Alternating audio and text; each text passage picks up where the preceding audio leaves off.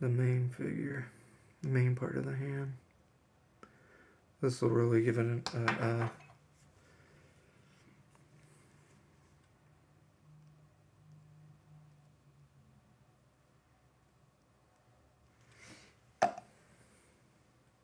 rough looking hand.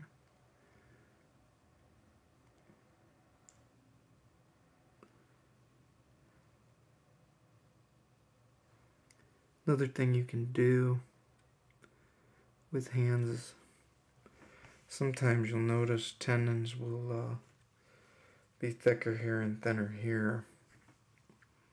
And what I'll do is I'll kind of taper that as I pull that back down towards the hand. I'll leave a little bit of a ridge. Not sure if you can see this or not. A little bit of a ridge.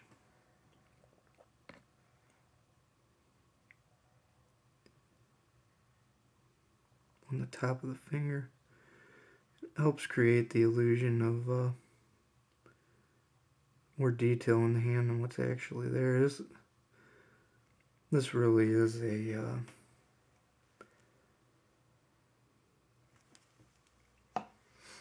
trick more than actual sculpting to create this look of hands.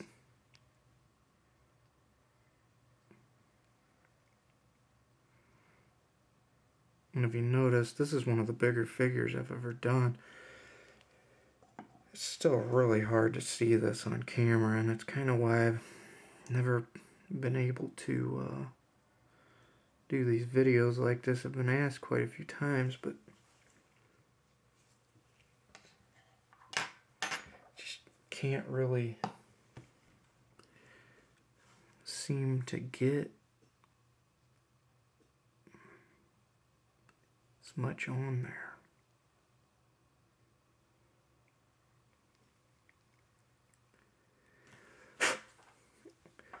A lot of times you'll hear me do that. I use a lot of water on my tools, to the point where sometimes it obscures the detail while I'm smoothing. And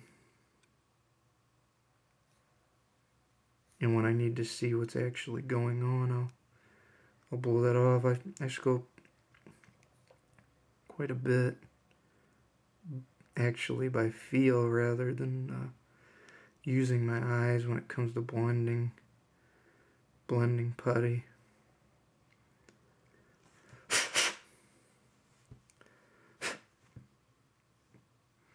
It'll look relatively decent now.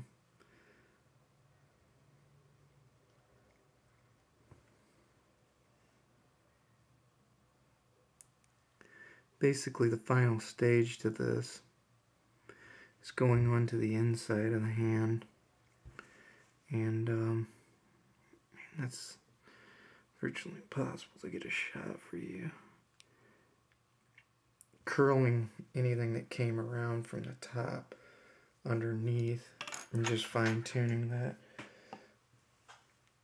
We'll seal all that up, and all that does is just makes it look a little tidy, and then helps the finger stay on while making the mold.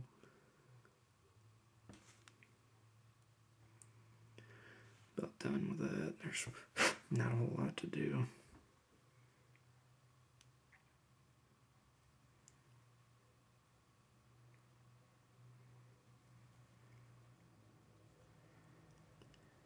Now, if you're not going to put claws on the tips of these fingers, something that I did not do with this, you need to make the fingers the same lengths. These were longer, these were shorter. I knew these were going to be hard to get to, so I made the finger a little longer, the part of the armature, before I attached the fingernail. This hand I had more room. I wanted to be able to curl these claws a little bit easier, so I made the fingers a little bit shorter.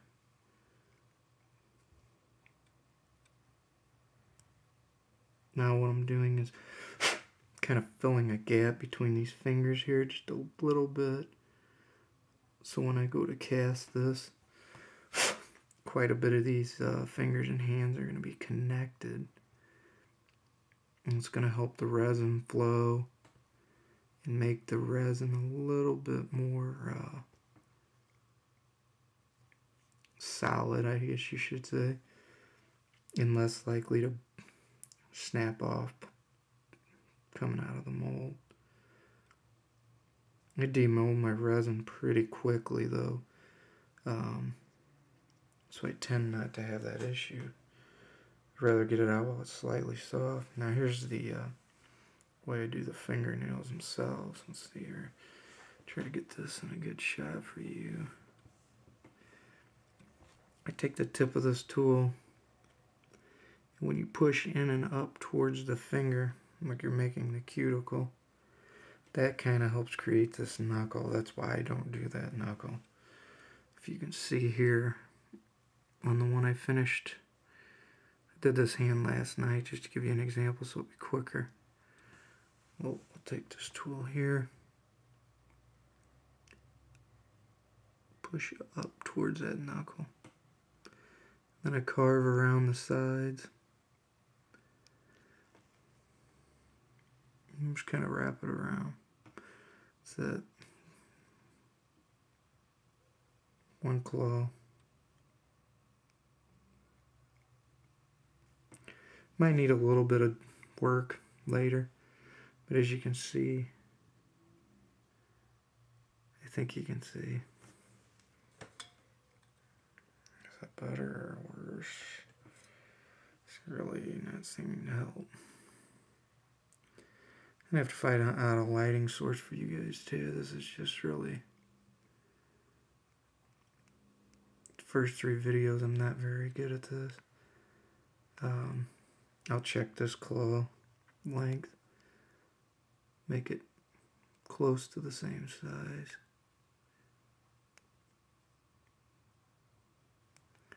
These claws aren't too big of an issue.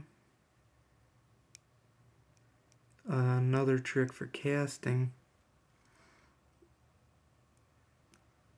claws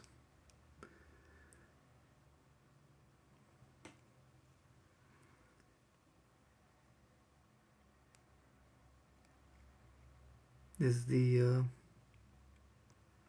placement.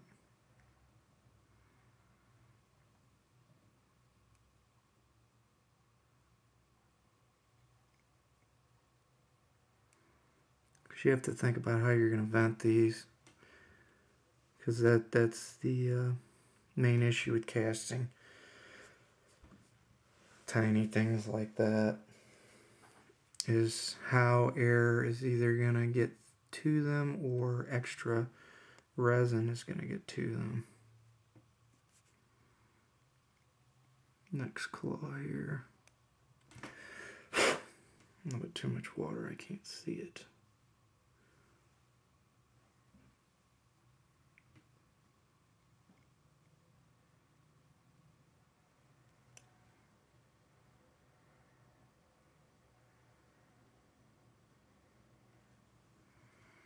And just kind of follow that curve around.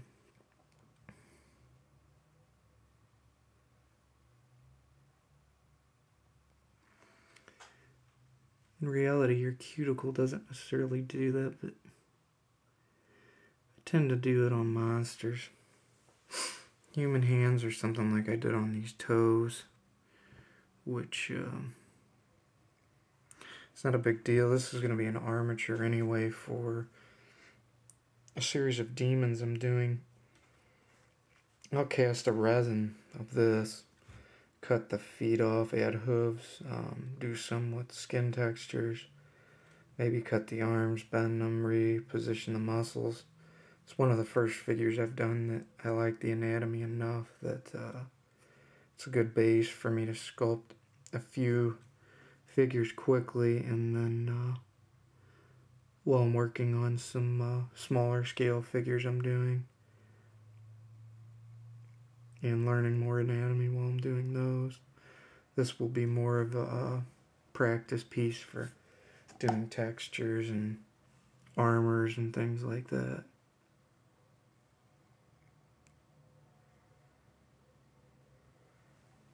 I'm still really working hard on studying anatomy. So basically that hand's finished. The claws are roughed in. Let me turn the video camera around where I can see this and maybe photo it in a better light for you. So here. Here's the hand I did last night.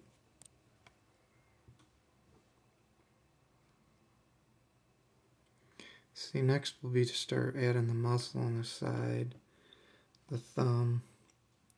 You can fine tune those little things, and then here's the hand we just did. If I can find it.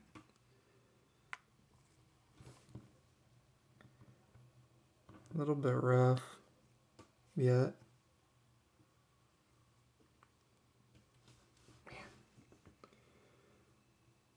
Got a new respect for people that do this on video on their own. There you go. But as you can see,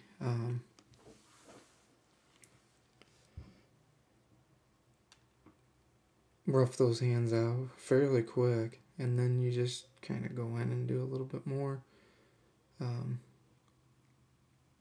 This video is way longer than I expected, so I'm hoping it will make it on the video. Thanks, and I'll do the next step soon.